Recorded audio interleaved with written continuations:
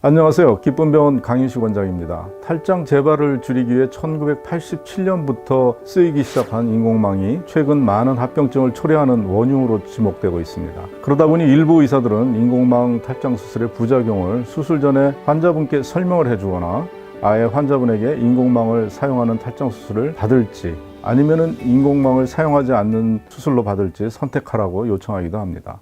얼마나 부작용 문제가 난감하면 이런 상황이 연출되는 것일까요? 그나마 이런 의사들은 공정성은 있어 보입니다. 상황이 이럼에도 불구하고 아직도 인공망의 부작용을 부인하는 의사들도 있으니까요. 그러나 오래지 않아 이 문제는 점점 더 공론화되고 점점 더 널리 알려질 것입니다. 지금 이렇게 논란이 많은 인공망은 과연 안전한 재료일까요? 오늘은 이 문제에 대해 말씀드려보겠습니다. 탈장 수술에 사용하는 인공망은 폴리프로필렌이라는 석유화학 제품으로 만들어집니다. 즉 가장 흔한 플라스틱 재질입니다.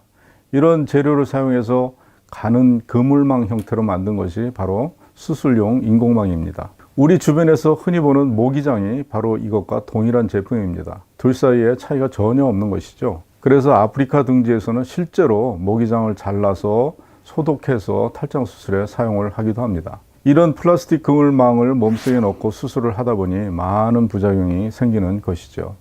가장 흔한 부작용은 만성적인 악성 통증입니다. 인공망 탈장 수술을 받은 분들의 10 내지 20%에서 발생하는 것으로 알려져 있습니다.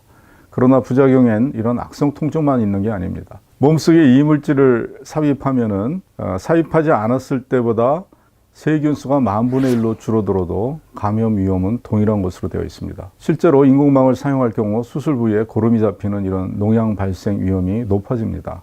드물게는 까칠한 인공망이 장이나 방광벽을 뚫고 들어가서 장천공 혹은 방광천공을 일으키기도 합니다. 요즘 더 심각한 소식도 들려옵니다. 바로 이물질인 인공망이 우리 몸속에 영구적으로 삽입되면서 이들 이물질을 제거하려고 하는 우리 몸의 면역 기능이 지나치게 활성화됩니다. 그 결과 자가 면역 질환을 일으킬 수 있다는 연구 결과들이 보고되고 있습니다. 도대체 인공망의 부작용은 어디까지 확대될지 예측할 수 없는 정도입니다. 따라서 인공망을 사용하는 탈장 수술, 즉 절개 인공망 탈장 수술이나 복강경 인공망 탈장 수술을 하는 의사들은 이런 인공망의 부작용에 대해서 반드시 환자분들께 알려드려야 합니다. 특히 부작용이 생겼을 때 과연 해결책이 있는지, 있다면 어떻게 해결할 수 있는지 등을 소상히 알려드려야 할 것입니다.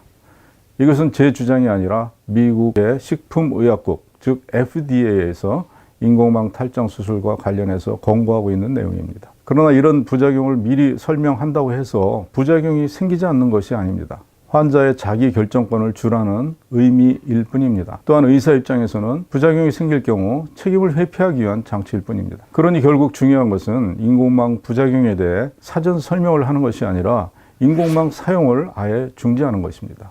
서해부 탈장 수술을 앞둔 분들은 이 문제를 심각하게 고려하시길 부탁드립니다. 감사합니다.